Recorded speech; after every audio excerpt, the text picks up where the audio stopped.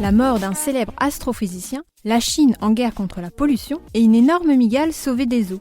Bonjour à tous, voici votre concentré d'actualité scientifique pour ce 14 mars. La différence entre l'homme des cavernes et nous, c'est le résultat de la science. Et ce n'est pas une opinion, c'est de la science. Notre monde n'est pas si moche.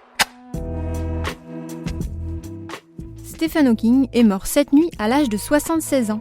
Atteint de la maladie de Charcot, le célèbre scientifique britannique a consacré sa vie à percer les secrets de l'univers et populariser l'astrophysique.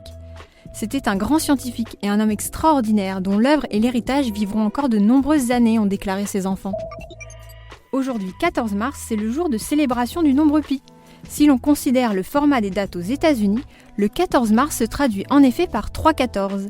Il rappelle ainsi le célèbre nombre dont la valeur est 3, 141, 592, 653 si l'on en reste aux 9 premières décimales. La Chine est en train de gagner sa guerre contre la pollution. Selon une nouvelle étude américaine, le taux de particules fines a en effet baissé de 32% entre 2013 et 2017. Une réduction rendue possible par les nombreuses mesures adoptées par la Chine. Ce serait la première fois qu'un pays parvient à réduire la pollution atmosphérique de façon aussi rapide. En Australie, des habitants sont venus à la rescousse d'une énorme mygale piégée par les inondations. L'araignée était accrochée à une branche qui flottait au-dessus de l'eau. Malgré la réputation agressive de l'espèce, les habitants ont déplacé la branche pour aider l'arachnide à retrouver la terre ferme. Super, j'adore. Alors écoute-moi bien, je vais essayer d'être clair avec toi. Ouais, génial.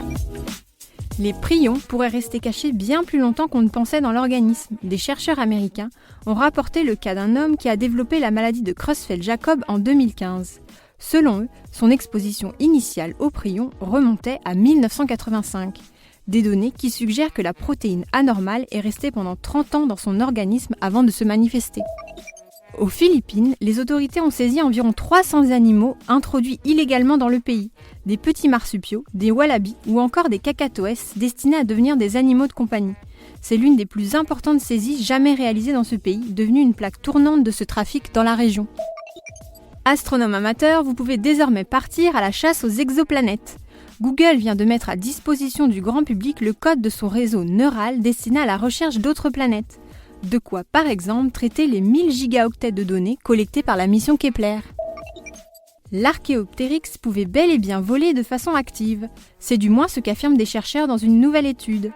C'est en analysant les os des ailes du dinosaure à plumes qu'ils sont parvenus à cette conclusion. Ils suggèrent toutefois que l'animal ne volait pas comme les oiseaux d'aujourd'hui. On sait maintenant pourquoi les bébés ont besoin de bouger dans le ventre de leur mère. Des scientifiques ont découvert que les mouvements permettaient au fœtus de développer ses os et articulations. S'il reste trop immobile, cela pourrait conduire au développement d'os fragiles ou d'articulations anormales. Et voilà, c'est tout pour aujourd'hui. On vous souhaite une bonne journée et on vous dit à demain pour de nouvelles actualités scientifiques. Voilà. Il ne reste plus qu'à vous remercier de votre attention. C'est tout pour aujourd'hui. Au revoir.